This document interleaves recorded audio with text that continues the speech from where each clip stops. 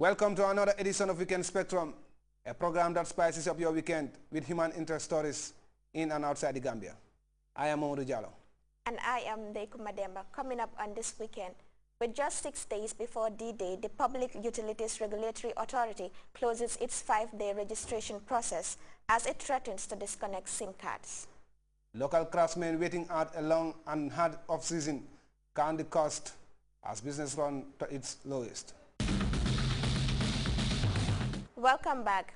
If you are a SIM card user and has not registered yet, chances are you might be disconnected or deactivated. This is because the deadline for registration of SIM card is just at the corner, on the 15th of this month to be exact.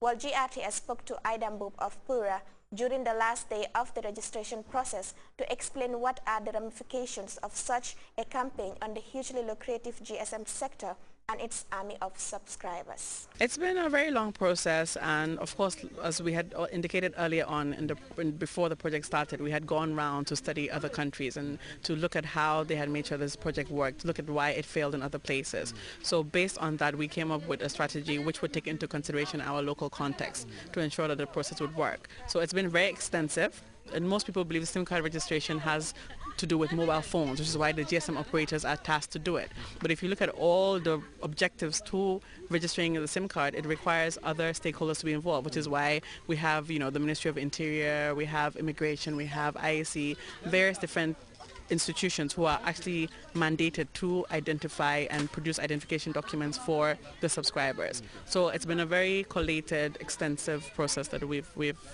embarked upon. Now that the process is about to end, what is Pura looking forward to? Well, it's actually not ending. SIM card registration will be a continuous ongoing exercise because every time somebody buys a SIM card, they need to register it, and there will always be people buying SIM cards. So, and also we are going into the next phase of the project, which is verification. So most people believe that once they've registered on the spot that the SIM card registration exercise is over.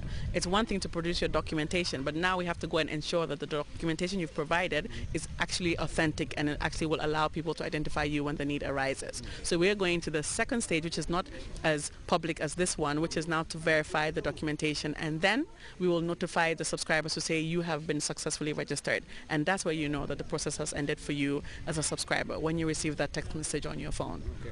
Now how does this exercise fit into Pura's work, looking at it for GSM companies all competing among themselves? Now you've been able to bring them together to embark on such an exercise. How does your role fit into this? Well, as you know, Pura's role is to regulate the telecommunications industry as of various other sectors that we also regulate. And when you look at certain things, and as much as the GSM operators are competitors, when there are certain issues, especially with regards to public policy and national issues, the competition aspect is not involved. And we realize that this is not a project where anybody is benefiting from. There's no financial benefit to Pura, neither to the operators, neither to the government. In fact, everybody is losing money in this process. But because of the objective, which is for the national good, to protect the personal welfare of the Gambians, to protect the national welfare of the Gambians, national security, which is why we've able to put aside our differences to compete and actually sit and work together as a team. Bearing in mind that competition is not always also something bad. You compete, but you still work together as a team and as a group to achieve whatever your ultimate objective is. I know one of the questions many Gambians will be asking is, how many SIM cards have been registered?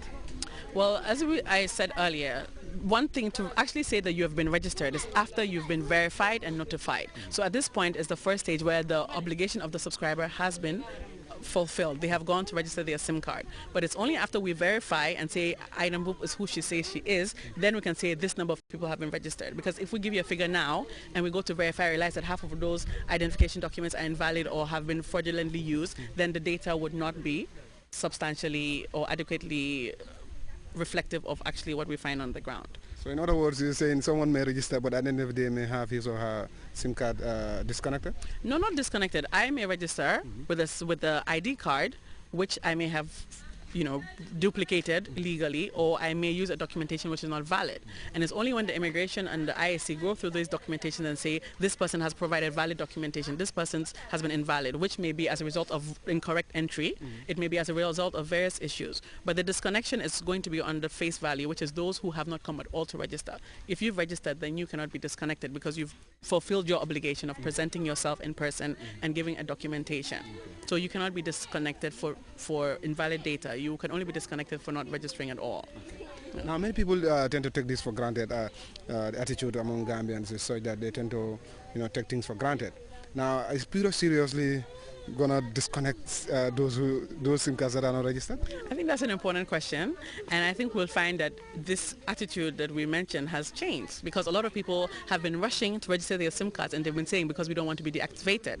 And I think anybody who has seen the type of work that Pura does, we always make sure we follow an extensive process and we consult. So when we make a decision or come up with a determination, it's something that we know is enforceable, something that we know can be done because we've reviewed all the possible consequences of doing it or not doing it. And when you look at what could possibly happen if you don't deactivate, the only people now who have not registered their SIM cards would be people who do not want to be identified because of untoward activities they may use their SIM cards for. So yes, we will be deactivating the lines come 14th of June at midnight, and that's why we are making sure that we appeal to people to come in and register their SIM cards. So SIM cards that are not registered will be disconnected? They will be disconnected. Has Piro thought of the consequences or the ramifications of disconnecting probably a huge number of SIM cards that are not registered? Of course, and that has been an ongoing consideration that we have, which is why if you see Pura being here in the provinces for 50 days with the operators, this is not something that we should be doing. It's not an obligation on us to register SIM cards, but we're making sure that we are present at all the locations that are necessary for SIM cards to be registered. So we're not looking at the numbers we register, but the fact that you're given the opportunity to register your SIM card because we're here.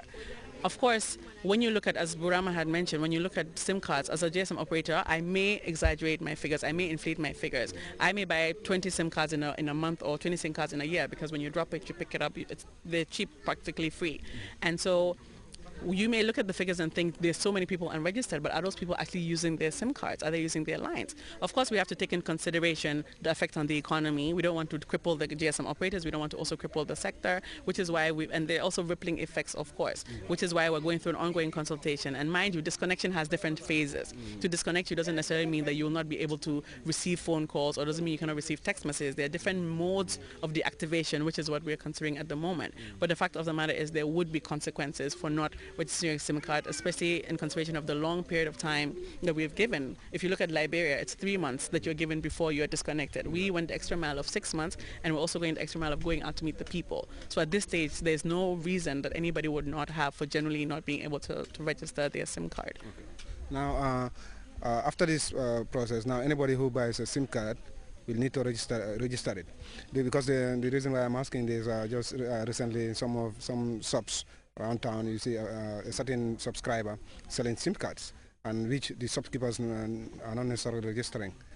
That is a major issue we've been dealing with, and in fact registration of new SIM cards has been effective from 15th of April 2011. So that was even the first determination that was made. We have also met that challenge of certain operators selling SIM cards without going through the due processes, which of course would be thwarting the processes that we are going through at the moment. And that's an issue we're currently dealing with, to try and make sure that we're able to adequately understand the reasons for this non-compliance and then see how to address them. But anybody who is buying a SIM card should ensure that they are registered, and nobody should sell a SIM card which is not being registered. Well, more like we have seen the campaign for the SIM card registration, and the deadline is on the 15th of this month. Have you registered your SIM card? Of course I have registered my SIM cards, because I have only one SIM card, so I've registered it already. Well, if you have not registered, you still have time now against the 15th of this month. But 6 days is not much, and after 6 months of time, I think it's running out. Time is running out, but if you have not, you still have 6 days to do it. I hope so. When we say off-season in tourism, what do we mean? For a sector that employs a vast majority of the country's population, off-season may mean different things for different people, especially those at the ground level. Weekend Spectrum took a drive to a local craft market to see firsthand how business is thriving for local players. And as we hear in this report by Ndekumba Demba, business at this time is at a standstill, and in their own words, hard to get. Tourism is one of the country's main sources of income and economic growth. The industry is the second biggest source of employment in the Gambia after agriculture, employing thousands of people and